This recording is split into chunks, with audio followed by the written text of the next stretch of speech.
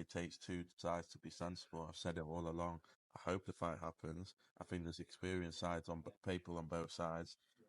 It's the best fight from a promoter standpoint, but you've got a fighter who's achieved everything and wants to fight for a world title as well in Eubank with Lara. So you have to weigh up both options. Ultimately,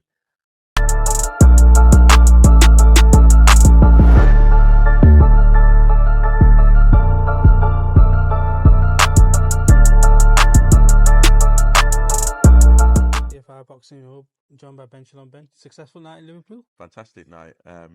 Started with Frankie Stringer, who looked really good. Then Mark Jeffers was phenomenal. Vidal Riley, obviously great to see him back and announce the fight that we've wanted for a long time against Isaac Chamberlain. Lauren Price was phenomenal. And I've always known that she can be that fighter in the pro game, but to see her do it now, to see her using the distance, to be that clinical, to be able to take someone out, it doesn't matter the level, that takes a lot. And she's got power in both hands. McKenna Cutler fight was the fight of the night. Phenomenal fight. Both guys deserve a lot of credit, but particularly Lee Cutler.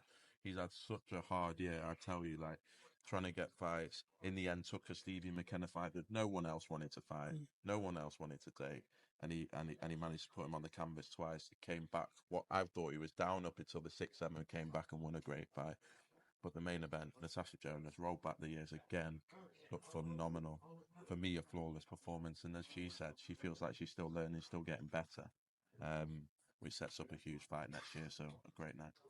I was going to say, for yourselves, when it comes to women's boxing, obviously you've hosted that one card where all the women were on there. How important is it for you to continue to keep developing and having women on the cards and also headlining women on cards? I think it's massive for the sport. I think boxing gets a bad rap at times, and women's boxing is what keeps it. It builds the sport, it grows the sport. It's been an amazing success story for boxing, how well women's boxing has done, and it's had a bit of a slower year. And so to do tonight and to be able to fill out another arena with female fights and world title fights, and to be able to set up a huge one in Jonas Price, absolutely fundamental for the sport. We saw Caroline Dubois become a world champion last week as well. We're seeing Savannah and Natasha Jonas, who may both be on the same card that we're looking at in March. So I think 2025 will be a massive year for women's boxing. So we're expecting this fight to be in March then? Yes, I hope so. Okay. Just quickly, going forward, you've got dates already scheduled for January, February, and now you said March. Got to ask Eubank, Benn, is that a specific fight that could be put in March, or is that too early to say? I think we're looking at March. So two boxer cards in March? But the reality is, it takes two sides to be sensible. I've said it all along. I hope the fight happens. I think there's experienced sides on people on both sides.